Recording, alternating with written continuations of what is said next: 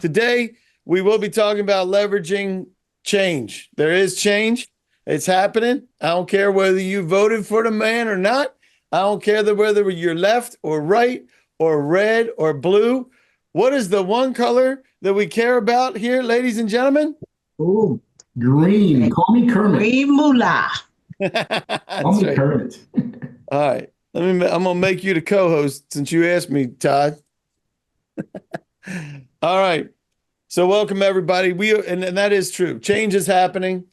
And this actually came from Steve Ramrockwell. I don't know if anybody remembers him. He was the second U.S. CIO in the White House under the Obama administration. And I agree with this entirely. You can resist, you can accept, or you can embrace. And if you look at anybody that's been successful over the years when there's been change, if they embrace the change, they thrive. Everybody agree with that? Yep. Correct. Mm-hmm. All right. I like it. So one word for doing business with the government. Let's see what we got. We have Jay Talbot saying dumbfounding. Elias, bureaucratic. No way, Elias. No way. All right. Pop it in there. That's the only two. And I put mine in. I put cheese mover. That's what you are. Oh, they're a cheese mover. You're a cheese chaser. Right. And if you haven't read this book, we're talking about Who Moved My Cheese. Great book, by the way. Very simple. There's 4 mice. It's about 4 mice. 2 of them are named Sniff and Scurry. And then the other 2 are named Him and Hall. So the Sniff and Scurry wake up. The cheese is gone. Boom, they're out. They're looking for new cheese. You have Him and Hall that sit around and complain about the cheese not being there, and when the cheese is going to come back, and whether or not the cheese should be there or should not be there. Rubbish. Go get the cheese. That's right. Right, Sally? That's right. Absolutely. All right, let's see. Slow, Samuel said. All right, keep it coming. We'll get to know each other. Let me say this. I'm going to pop open the chat. I got to get my polls. Hold on. I'm getting my polls. Hang on. Let's get to know each other. How about that? Yes.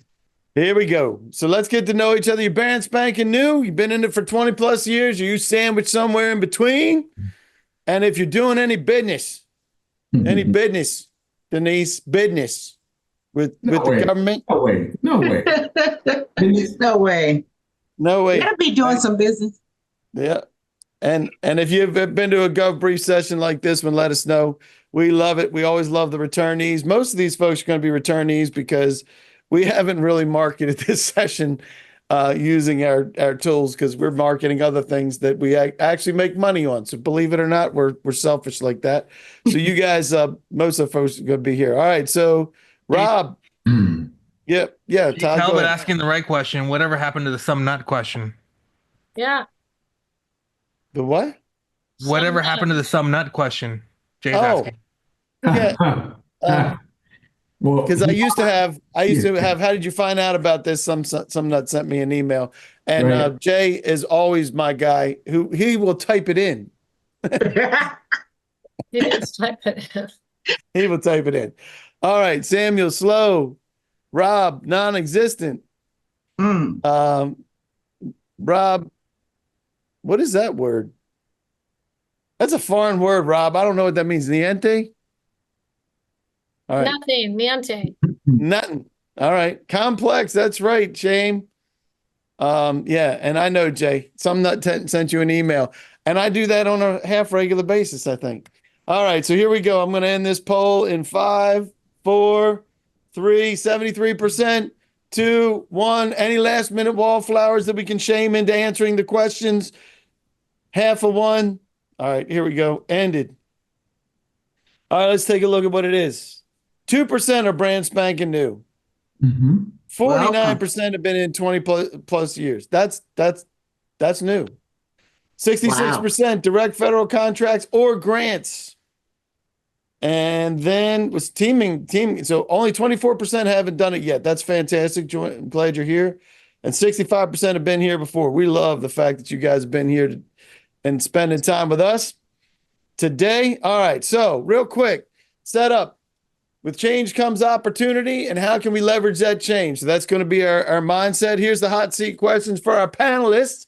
Number 1, how did you get started today on your federal journey? How did you get started? on your federal journey. What makes you successful now? And then how can we win in the Trump administration? And before we get to that, I have to do the disclaimer. We're not affiliated with nobody. All right, here come the triple negatives. He's a Teamster now. That's right. Uh-huh. Participation does not guarantee an award. It is being recorded, but we don't allow AI. That should be on here too. And if you have any Govies here, Govies have been restricted for communicating with us in many agencies. Anybody heard that? Guess how we make our living, Sally? By communicating By communicating with with Govies. gummies in federal agencies. Mhm. That about doesn't that? stop us. How Yeah. about that as a change problem, right? Yeah. Mhm. So anyway, Govies, you can participate with us because it's not an endorsement or commitment to buy from anybody else. We love participation. Put your questions in, pop your hand up. We love it. Love it, love it. And if you like, and I always want to make sure that people know that they can do their feedback. Let me know that you can get to this, and that top piece opens up. Give me a thumbs up if when you open that up, it looks like this. Because that's where the handouts for today, there's several things in there that you're going to want to review that we're going to keep there. All right, we got it. We got people saying they like it, and it's getting there. All right. So this is my commitment for everybody. We're going to connect you with experts. How many we got here for experts? 6 of us? That's what happened? Or at least 5 of you and me. Well, and we have 5 experts 65 and then me. And we have 65 participants, Dave, some of whom are experts, and at some point you may let them share their expertise. Hey, All right. I love sharing expertise with experts. That's All right. right. But I'll say this, there's going to be shameless plugs. And if you don't like getting shameless plugs throughout this, just remember what you paid for it. That's all I got to Mhm. say. And we will be doing that with Sam Radar today. Sam Radar is the monitoring tool that we do promote here because I tell you what, if you're not monitoring real time, you are missing stuff. And our sponsors, the folks that are here, everybody that you see, they're all in business to help you do more business. Today, shamelessly, I will plug my own session for 1 p.m. Eastern time, where we're talking about SAM.gov opportunity tutorial. If you're not familiar with SAM.gov, or if you think you're missing something, join me at 1 p.m. And then I absolutely want to promote this guy, the Colonel, the Kentucky Fried Cuban himself, the doctor, is going to be joining me on Thursday to do a deeper dive of what we're starting here today. So consider this a free primer. How about that? You good with that, Rafa? Absolutely. So it's the first time we've done this, but you've done branding for many, many years. So we're looking forward to that. And again, shameless plugs. We're going to do the sponsors because we can't do it alone. I didn't do it alone when I started. We're going to talk about how we got started. So where are we? We are in Q2 of 2025. If you're shocked about that, we're actually in the middle of Q2 now, almost dead center in the middle of Q2. Can you believe that, Todd Crane? Yep. That's crazy how Yep. fast time goes. It is.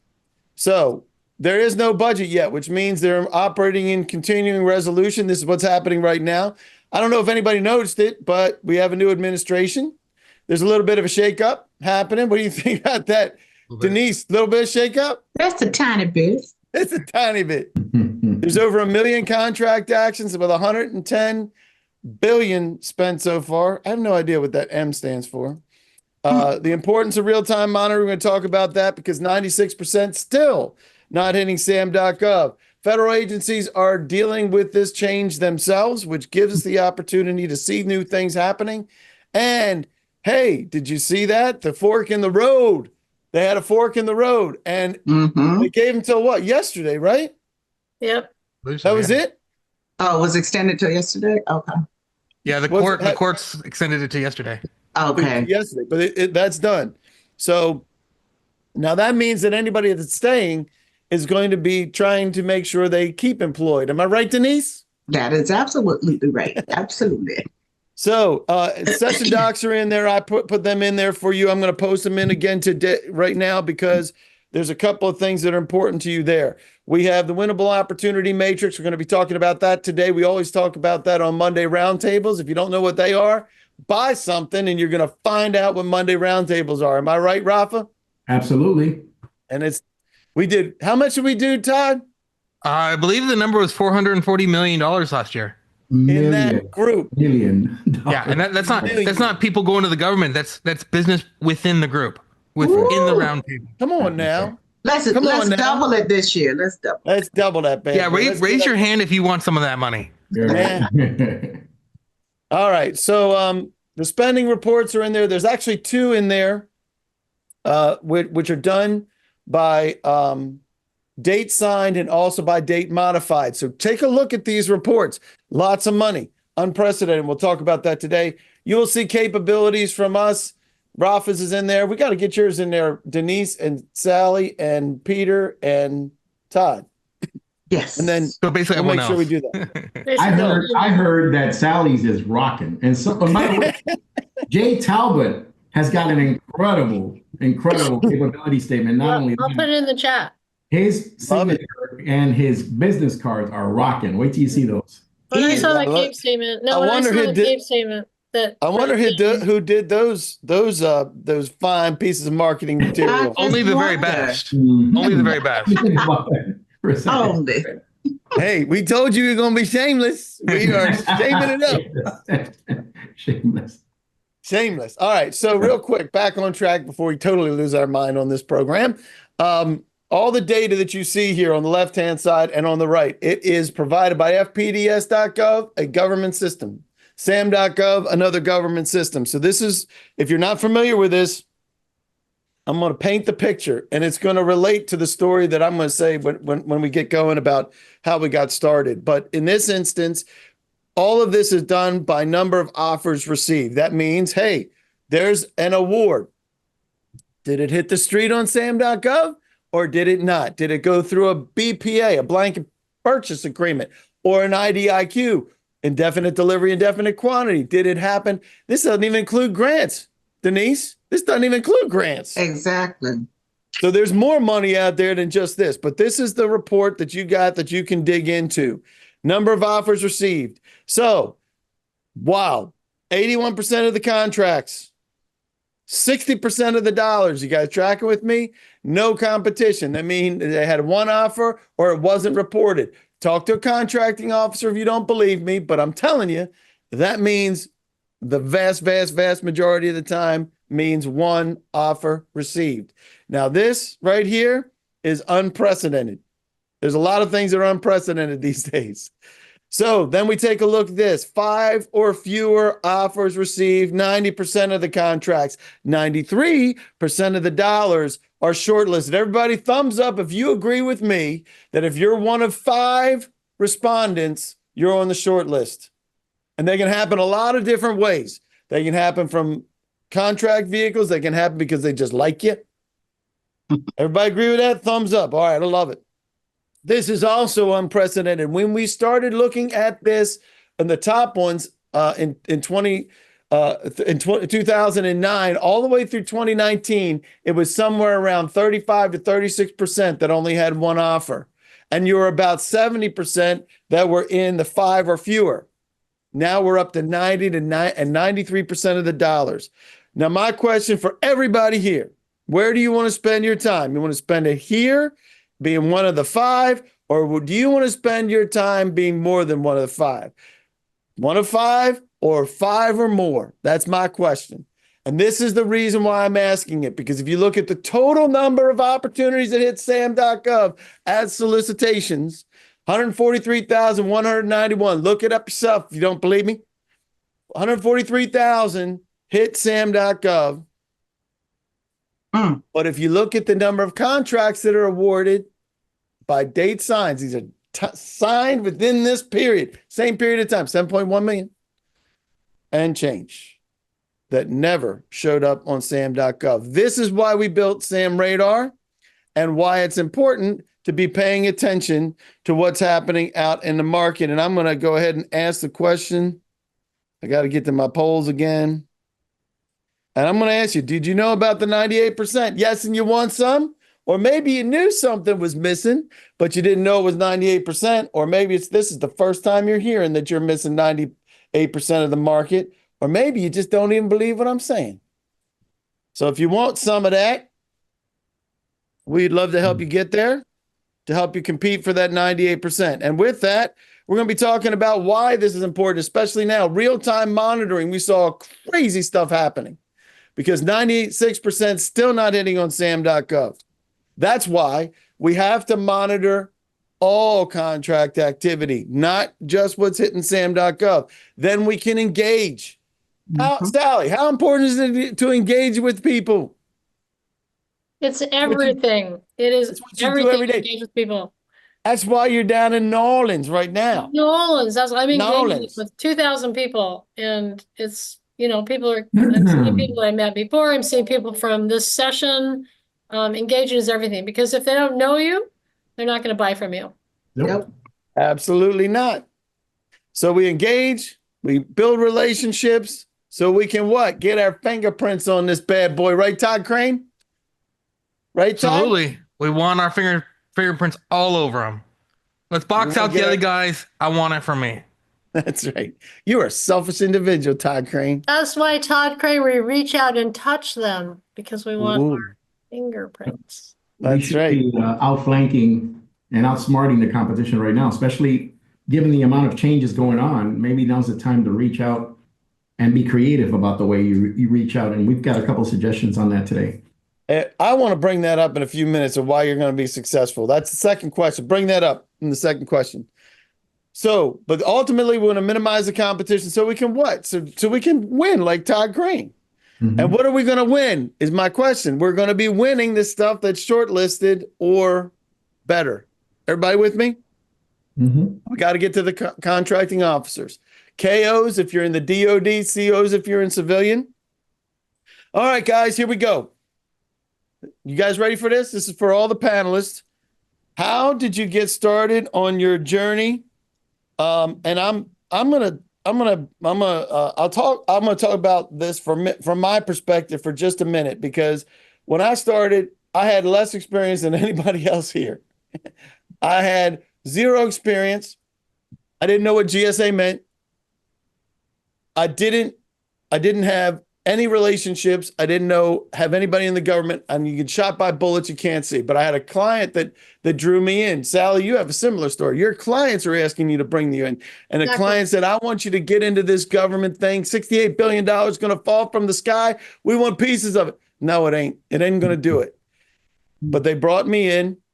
I told them no for 3 months. And then they said, what's it going to take? And I gave them a stupid number. Would everybody agree? If you knew I don't have any experience, thumbs up if you agree. No experience, don't know what GSA is, no relationships, hate the government, and I say $12,000 a month. Everybody agree that's stupid money for that resume? Everybody agree? Yeah. Back in the day, yes. Stupid money. How many of you, anybody that would be willing to pay me with that resume back then, I would like to talk to you immediately. I will shut this thing down and talk to you right now. Because that was stupid money.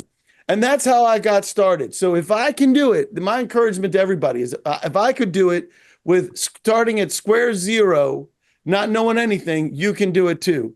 And now we have the doctor here.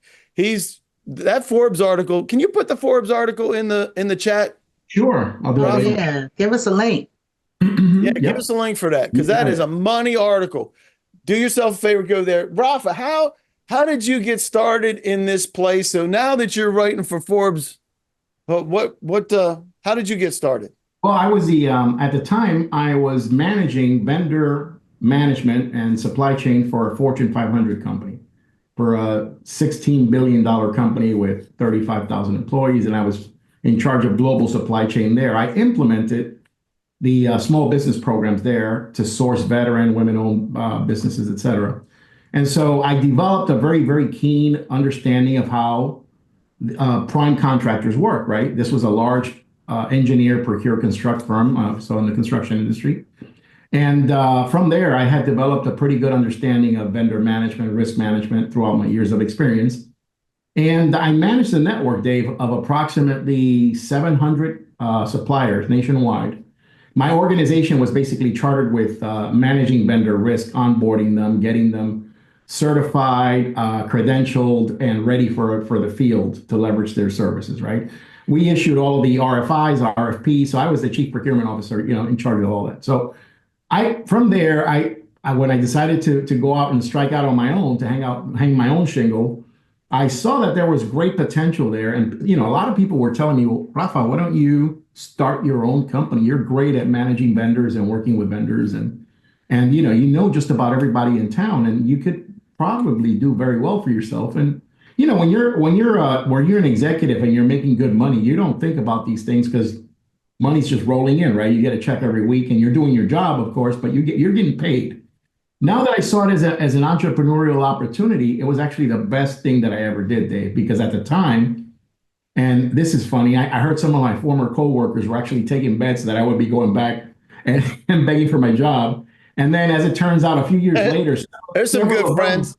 Yeah, several of them were actually asking me for a job. So that's when I knew I did the right thing, right? Good for you. And so that's how I got started. And Dave, it was kind of at first it was kind of trial and error. I had a vision of what I wanted to do. I wanted to start a vendor and project management consultancy, which is what this is, right?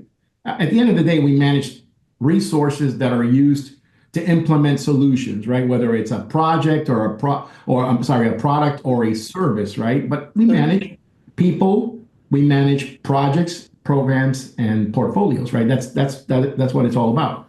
And to deliver projects on time, on budget, and to help the client gain some value out of that and capture So that. you were actually running procurement, and you understood that. So that's how you got started in that. So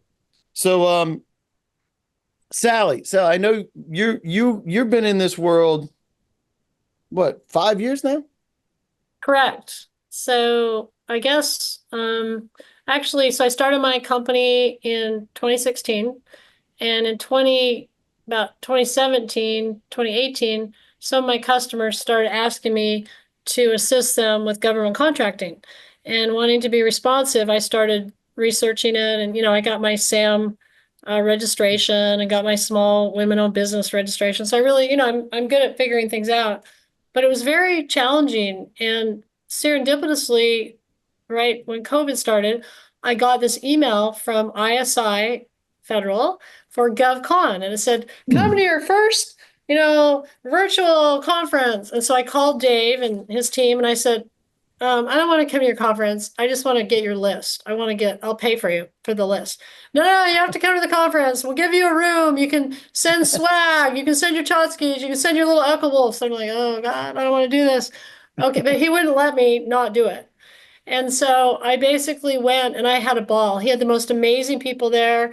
We connected. It was so fun. There were hundreds of people, thousands of people. And after, he invited me to be part of this really cool dream team, and I've been coming since. And I can honestly tell you that my customers benefit every day from the knowledge that I learn and the insights and the resources, and Dave and his wonderful team and all of you, because now I know how it really works versus me just kind of being on the outside and trying to kind of figure it all out. And I have lots of different customers that I work with as a result of this. I'm here for Peter Timbus, who you'll hear from, who I met right here through Dave. I'm here for a big conference on behalf of Peter and TFN. So it's been a game changer. And if you're not on SEM Radar, 65 of you, sign up today. Because without that information and intel, I can't come to these conferences and intelligently ask the people making the very decisions on these billions of dollars of contracts what to do. So I can't say enough for this platform, coming to these conferences, but that's how we started. And now I can confidently say that with all of you supporting EchoWolf and me, and mostly Dave and Rob and his team, I can come out here and authentically and credibly serve my clients and my brands by helping them get GovCons through this. And you mentioned that you do work with Peter. You're actually down there doing your representation at events. That's one of the things Sally does really, really well. So if you need some help for events, that's Sally's world. She also does LinkedIn things. And you mentioned Peter Timbus. So Peter, you've been around in this industry. No offense to being old like you are, but you're the oldest. You've been around longer than anybody here, I think, doing this world. So how did you get started? I don't even know that I know this story. Well, what's pretty amazing, let me just go back to Sally. Sally's the best at what she does. We've been working together 3 to 4 years. She's like that ever-ready bunny when you see that in the commercials.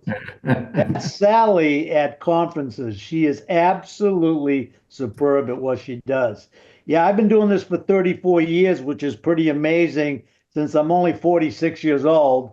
But I started out in the finance world. I had a 3,000 rep organization in the insurance business. I was a registered principal on Wall Street. I started a bank up in New England in the late 80s.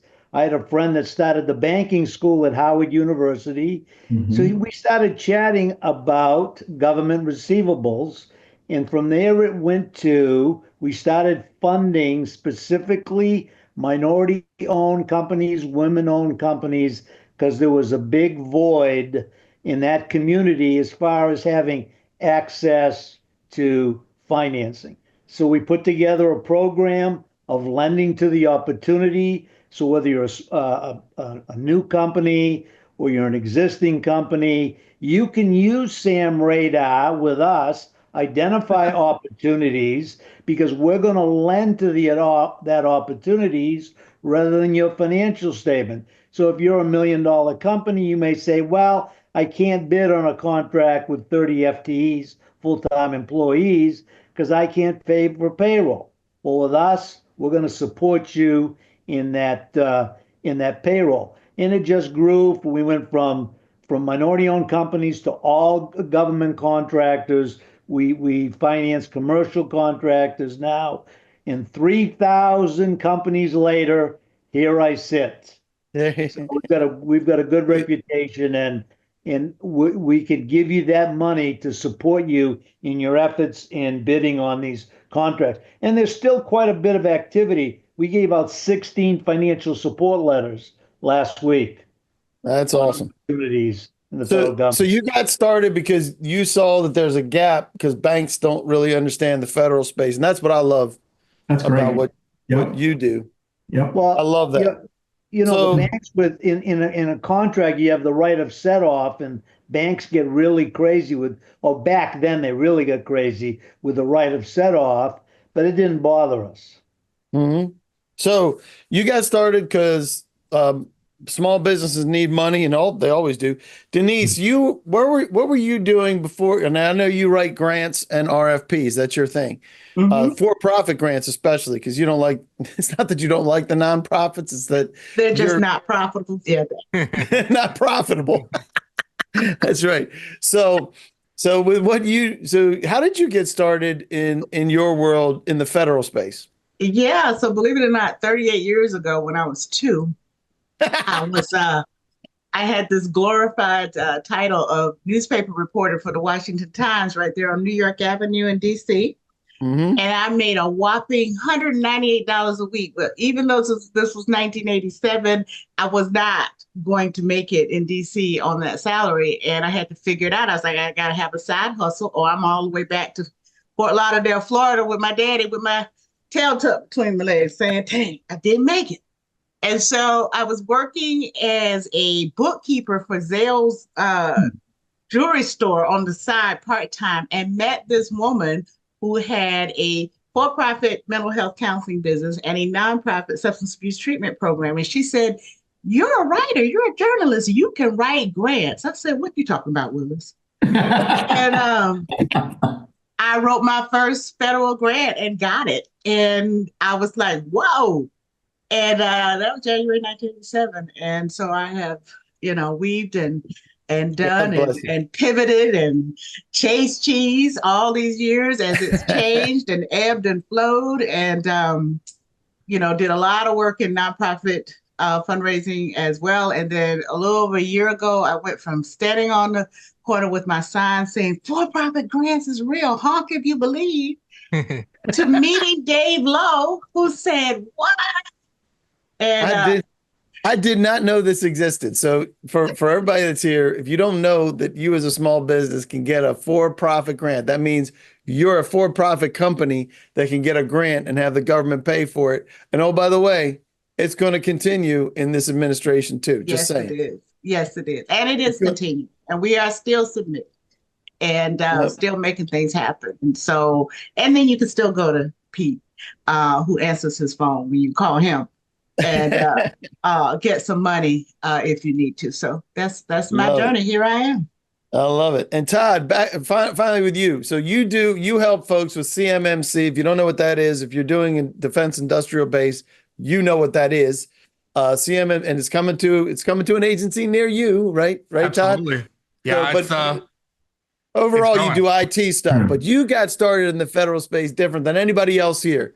How did you get started in your journey? Well, I mean, I guess my true journey started originally with IT and cybersecurity.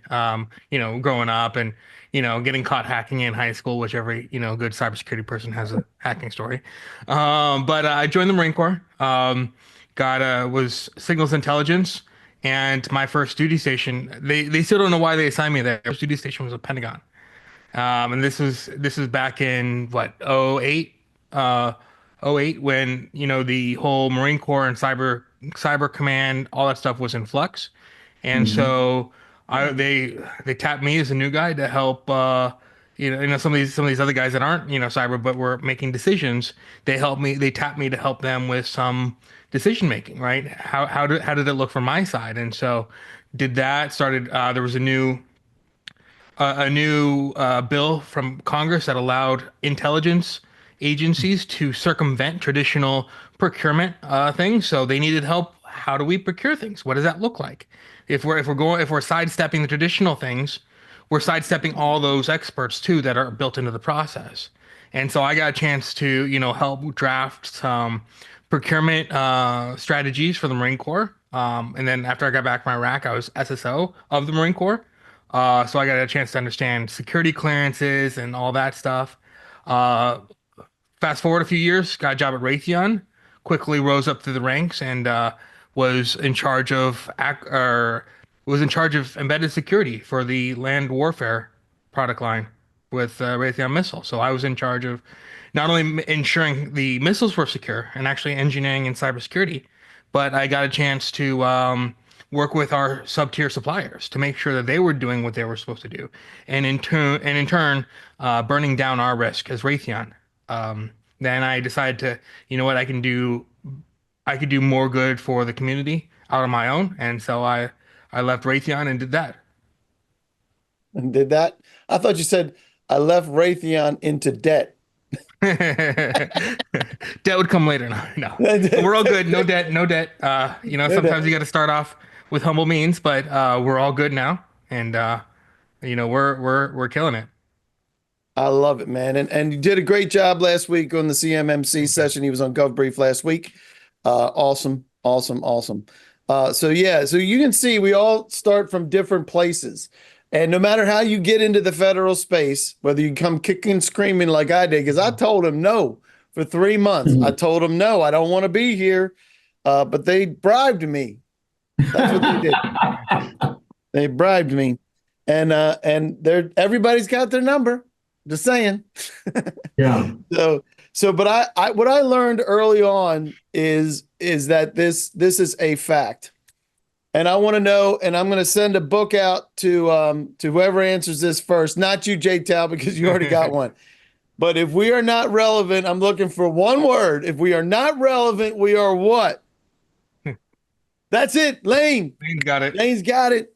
Wait, let me give you the. We are automatically irrelevant. You get the Heisman. That's right. That is the word I'm looking for. Lane, you get the book, Who Moved My Cheese? I'll make sure I get that to you. Sally, help me. Help me remember who it is. It's Lane Missick, I think is how you say it. You check, I think. Okay, so the reason, one of the things we need to do, I'm going to reiterate this. If we're monitoring the activity, we can engage, and we're going to be relevant when we engage. We're going to talk about that in just a few minutes. And my question is, we already asked this question sort of, so you already answered it. So I'm going to skip that particular poll. So now I'm going to ask, what makes you successful now? So Peter, you are now working with a bunch of small businesses, and not all these small businesses can get their money from the banks because the banks don't understand it. So when you and I connected, I don't know, what, about 7 or 8 years ago? Yep. Something like that. So what makes you successful now? Keep it quick so we can get to everybody because I want to make sure we get to the third question. Well, what makes me successful? Number one, I've never forgotten my roots. And number two, I always treat people the way I expect to be treated. Oh, And man. that has been very successful for me. Golden rule. Love that. Denise, what makes you successful now? We believe there's always an opportunity. We just have to reframe it, reposition it. And so we don't meet a client we can't help. I love that. Sally, what makes you successful? Besides being the Energizer Bunny So that Peter. the most important thing probably is a passion for my clients and what I do. And in order to be successful, I have to, as I said before, be informed. So I continue to come to these meetings so I can educate myself. I can learn about conferences. I can learn from all of you. I can meet you and I connect. So what I do is I'm a connector. I connect. So if someone needs grants, Denise is in the Wolfpack. If someone needs government branding, Raphael's in the Wolfpack. If someone needs funding, Peter's in the Wolfpack. If someone needs cybersecurity, Todd's in the Wolfpack. And if someone doesn't know what they need, but they're like, I want to do business with the government, Dave and his team are in the Wolfpack, because that's the first step, is figuring out what you're doing and getting it on sam.gov. So being successful now is like being out there, coming to conferences, connecting with people, and making sure I'm informed. I love it. And so I am going to ask a poll in just a minute of why the feds need you. So I think why we're successful now deals with just making sure we're not sleeping, right? And we're able to pivot. When I started, I was doing business representation. I was doing it in DC. Mm-hmm. So I wound up changing and pivoting because, first of all, there was only one me, and I couldn't do it all, and I couldn't make it scale. So, but because we'd done the research, and you mentioned this earlier, Sally, with Sam Radar, doing the research so that we can target the people. That's what I wanted, and I wanted to get to people and make sure that they get to the key decision makers in the federal government and make sure that they knew who we were for the clients. And I changed the model. I changed it to marketing. I'm still the sales guy to the core, so I'm always driving it to getting those relationships and meetings. So I think ours was being able to pivot. At least that's one of the things I'd say. Hey, Let me Dave. make sure I get my act together here and get the next question. So how about you, Todd? Why are you still successful? Well, I think first of all, understanding that companies or businesses are really people, and they need to be treated like people, instead of very like super transactional kind of, thing. Understanding what makes them tick and how to make them successful, and along with that, understanding context, right? Somebody supplying, I don't know, somebody cutting the grass at a military base does not need the same level of security as, Boeing or Lockheed Martin, right? And understanding what this looks like in the context of their business and right sizing it and making it make sense, Love it. right? It's all about, Love it.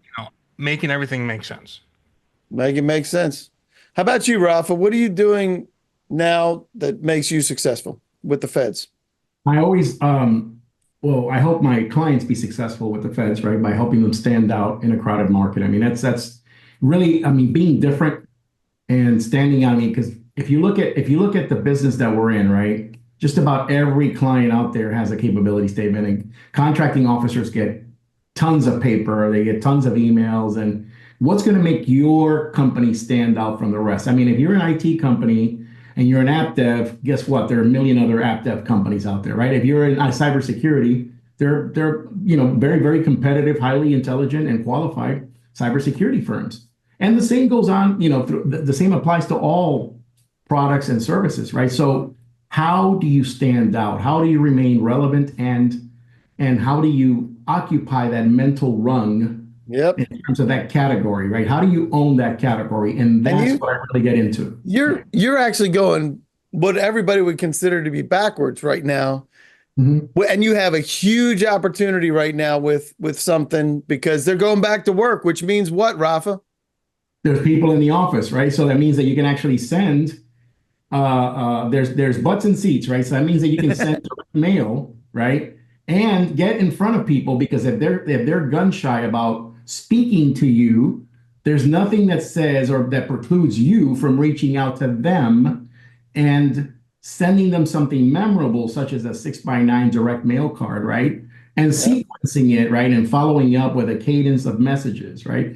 That's where we excel. That's where we could really I love make it. a difference in terms of the messaging, the imagery, and not like sending a bloated message that everyone else sends and just a very top-heavy message. No, stand out, right? Stand out from a crowded in a crowded marketplace by being different, being light, and really thinking on your toes, thinking on your feet, being quick on your feet. One of the things that we like to do is address some of these win themes, right? And these mailers. And if you have any questions as to how you can do that, give us a shout, right? And we can give you a couple of ideas.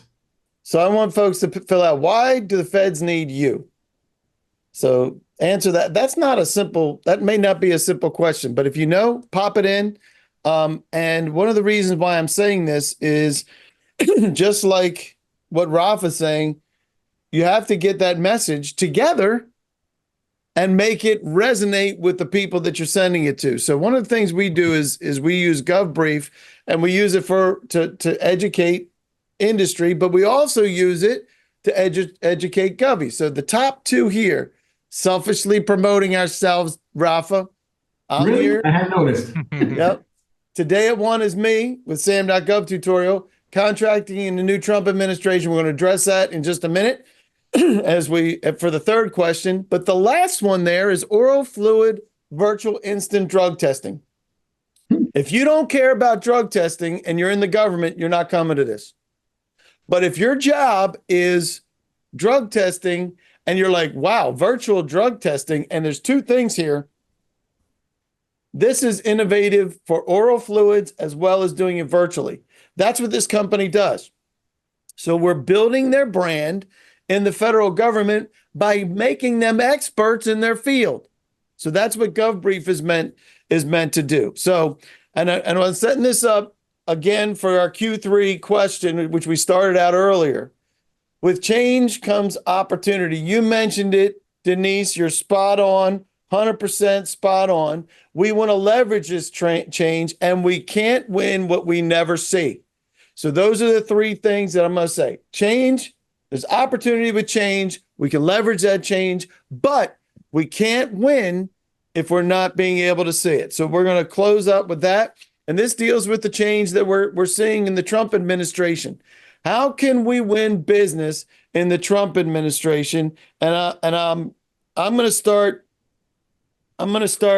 talking a little bit about this, and I'm going to lead you in because this is a key piece of what we're talking about on Thursday, right, Rafa? Absolutely. Yeah. Everything. If you write this down, and Sally, you mentioned it too, and so did you, Denise, the word is framing. Mm-hmm. If you're not framing what you do right, you're going to lose. And certain things like terminology. There's actually a list of words that we're going to put out on Monday Roundtable. So if you sign up for Sam Radar, you sign up for anything to session today or on Thursday, you'll be included in the Monday Roundtables. Anything like that. And what we're going to be doing is we're going to be looking at all the words. We're going to do this on Thursday too. Rafa, I got all the words that you don't want to use. And one of those is initials, DEI. And I wouldn't use any of the words, diversity, equity, or inclusion anywhere in your presentations because that has been schwacked. I don't care whether you agree with it or not. I don't care. Denise, do we care if we agree with it? No. No. It is what it is. It is what it is, and we need to frame it properly. So it's all about framing. And Rafa, you're going to be talking about this on Thursday specifically.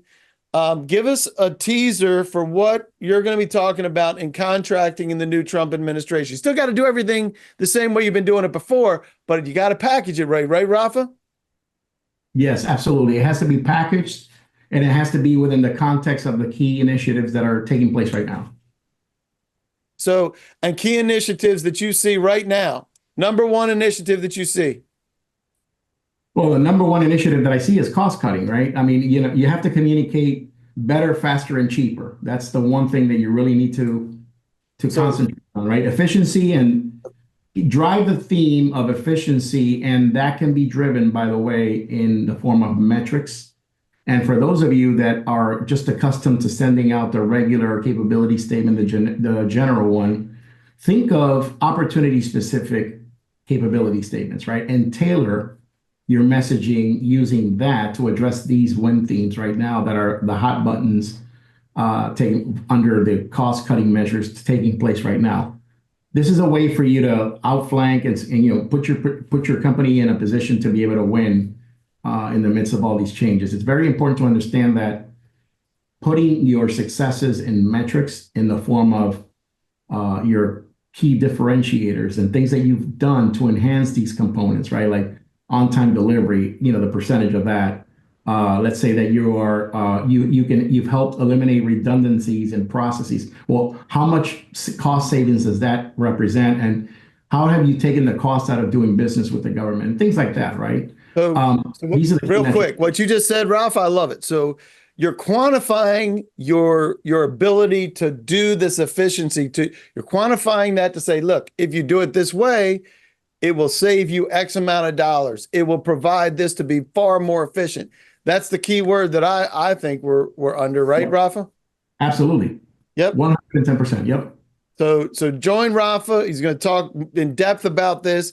I'll be there because I'm throwing in on some of the things that we're seeing out of the marketplace. Love to have you join us. 1 p.m. GovBrief.us is where you find that. And before I get to you, Denise, I want to talk about what the feds think we look like for looking for contracts. So anybody got an idea what the feds think we look like? I'm in this poll, by the way. Thanks for the folks that answered that. I appreciate it. We'll get to that in a minute. The feds think when they're looking for us, even if you have a really good capability statement, Rafa. Mm-hmm. Yeah. Right. We're bums. We're just looking for a contract. Now, here's the other problem. We think we look like this. So there's a great disparity as we go out after this. And Sally, you mentioned something. You've gone to like 8A conferences, multiple 8A conferences. And the first thing out of people's mouths is, I'm a small women-owned business. I'm an 8A stars. I'm a VUSB. I'm a service disabled veteran. And I put in the chat where I am right now. I am at the small minority 8A conference. Like right, big old sign right here. And everybody's going to be walking up saying, I'm a small 8A. Nice to meet you. And they're going to say what, Sally? They say, so is everybody else here. I don't care. I don't care.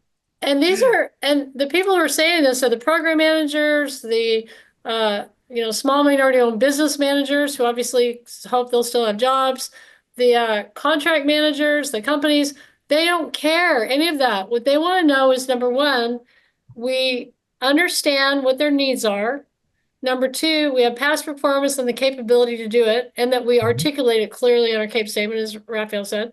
Number three, if we're looking for grants or doing something like that, that we are informed, which Denise helps, that we have credibility, right? Have we gone to Peter and got a letter of financial support? I have a client right now, they're about ready to be accepted on the GSA schedule, and they need a letter of financial support to show credibility. So they care about all those things. They do not care that I have my little women-owned business, certificate on my website. And why? Because that's not relevant to them. Right. So as people, literally, I'm spending time talking people off the ledge. I had one person I met here. She said, why do I even go? Why should I even go to this conference now? I said, you're going to do what you've always done, and that you're going to lean into your capabilities, what you do well, your past performance, why you exist. You're going to lean into all of that. That's what they care about, because the government, as you mentioned, Dave, and everybody else, is still buying things. They're not going to stop. No. Left, David, right, DR, not going to stop. Todd. David, not only do they get to meet us and hear about TFN, but they get free money.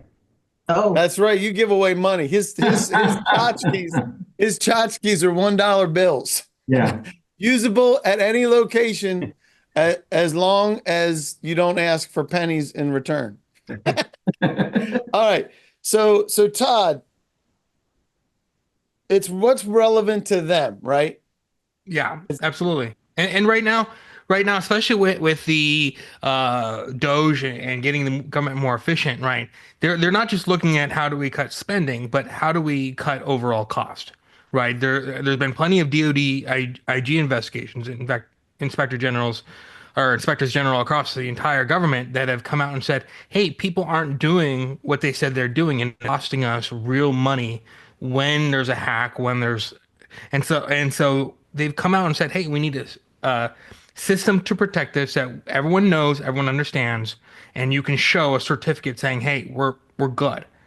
And that's where the government's going. Is I mean that's the true efficiency here. Is you've already done what you're supposed to do, and you have the piece of paper that proves it. And that's where we're going right now with CMMC. We're starting to see with the Farkui rule, these things are coming, they're not going away. And even if Doge turns, when Doge gets to the DoD, this is something that every senator and congressman is with across the board.